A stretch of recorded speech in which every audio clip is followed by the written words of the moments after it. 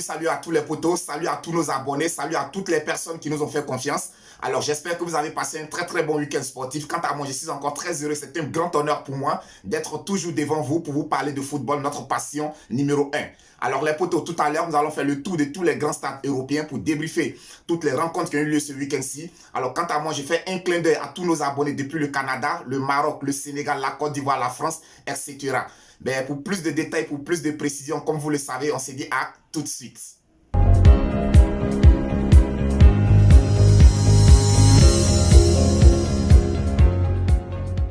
Alors les potos, nous allons commencer le tour de tous les grands stades européens du côté de la France où le Paris Saint-Germain, après sa brillante victoire face à Manchester City en Ligue des Champions, se déplaçait du côté de Reims. Ben, malheureusement, les Parisiens ont été battus sur le score de 2-0. Je dirais que c'est la première défaite du Paris Saint-Germain en championnat. Et là, je pense qu'après la grande débauche d'énergie fournie face à Manchester City, les Parisiens ont un tout petit peu payé le coût de ce match-là. Donc je pense qu'aujourd'hui, on s'attendait à voir Léo Messi marquer son premier but avec l'équipe du Paris Saint-Germain en championnat. Mais ça n'a pas été le cas. Ce sera sans doute pour une prochaine fois. Alors ensuite, on a Lille qui recevait Marseille. Victoire aussi de Lille sur le score de 2-0 face à Marseille.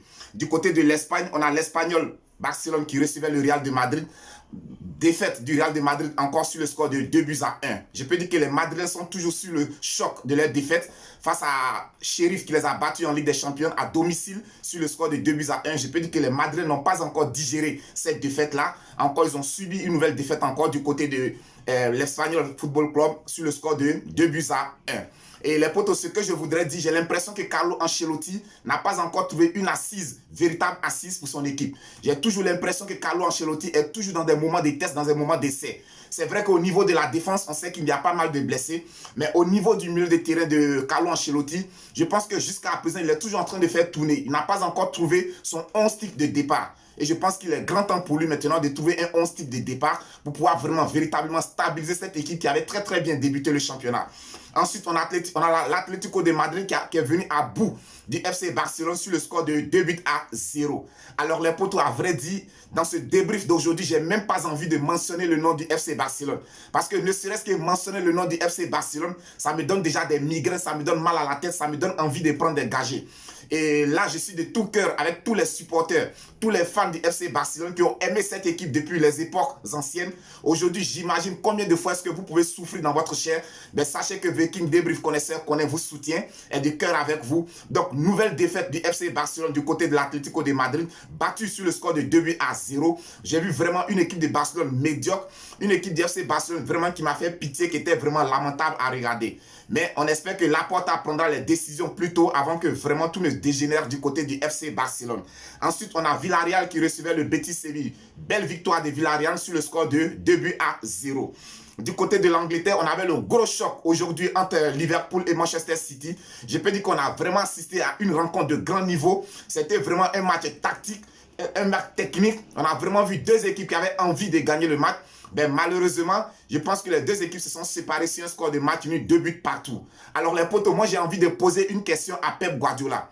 Aujourd'hui, pourquoi est-ce que Pep Guardiola mélange le racisme au football? Je pense qu'aujourd'hui, avant de débuter toutes les rencontres au niveau de l'Angleterre, on se met à genoux, on soulève le bras. Question de lutter contre le racisme dans le football. Mais je pense que le vrai partisan du racisme dans le football est en face d'eux, mais qui n'arrive jamais à indexer. Aujourd'hui, dites-moi les potos, Riyad Mahrez, qu'est-ce que Jacques Grealish, je n'ai rien contre lui, mais qu'est-ce que Jacques Grealish a de plus que Riyad Mahrez? Et aujourd'hui, Riyad Mahrez ne joue pas à cause de Jacques Grealish. Dites-moi les potos. Aujourd'hui, je ne peux pas comprendre qu'on puisse mettre un joueur de la trempe de Riyad Mahrez sur le banc de touche à cause de Jacques Grealish. Qu'est-ce qu'il apporte de plus que Riyad Mahrez n'a pas encore fait avec Manchester City? Et même quand il sort, on nous fait entrer Sterling, monsieur un seul pied. Monsieur un seul pied, on le fait entrer. Et toujours, Riyad Mahrez demeure sur le banc de touche. Pourquoi? Alors que Pep Guardiola me dise, qu'est-ce que les Africains lui ont fait?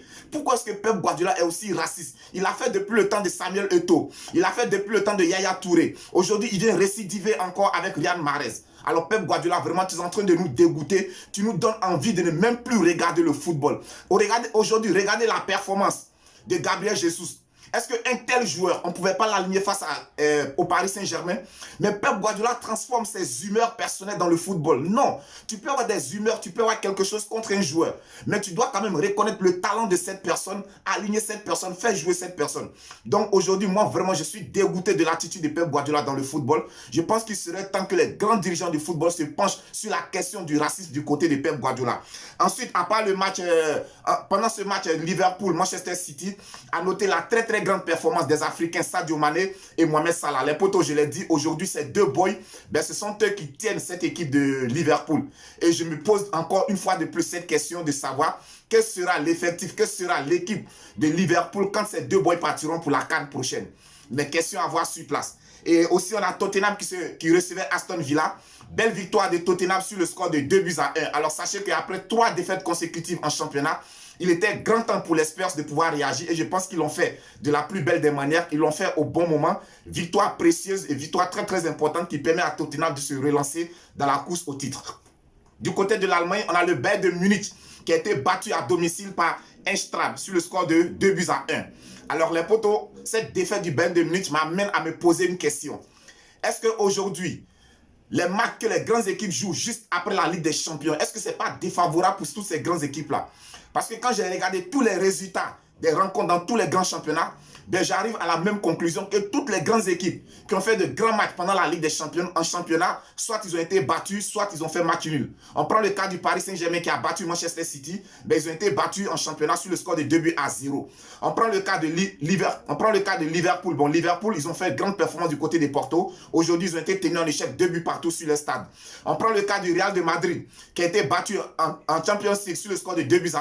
Aujourd'hui encore, ils ont été battus sur le score de 2-1. On prend le cas de Barcelone qui a été battu en Ligue des Champions 3-0 et hier encore ils ont encaissé 2 buts face à l'Atlético de Madrid. On prend le cas de plusieurs équipes bien aimées. J'essaie de faire, les potos, j'essaie de faire quand même le constat au niveau de plusieurs grandes équipes et je me demande est-ce qu'il ne serait pas possible ou normal de décaler le match de ces grandes équipes en championnat après avoir disputé des rencontres phares au niveau de la Ligue des Champions.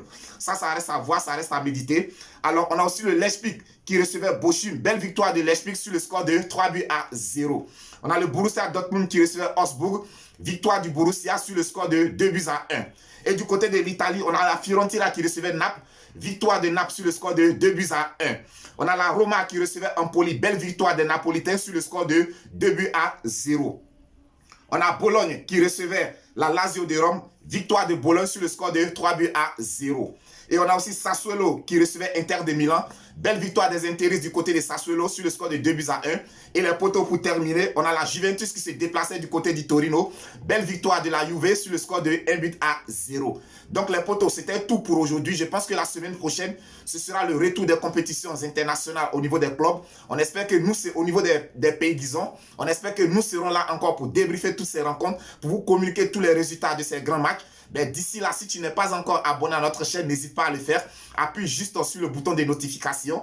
Et merci de nous suivre, merci de nous faire confiance. The King Débrief, connaisseur connaît, c'est la chaîne de tous les amoureux du football. D'ici là, que Dieu vous protège, portez-vous bien. On se dit à bye bye pour une autre vidéo.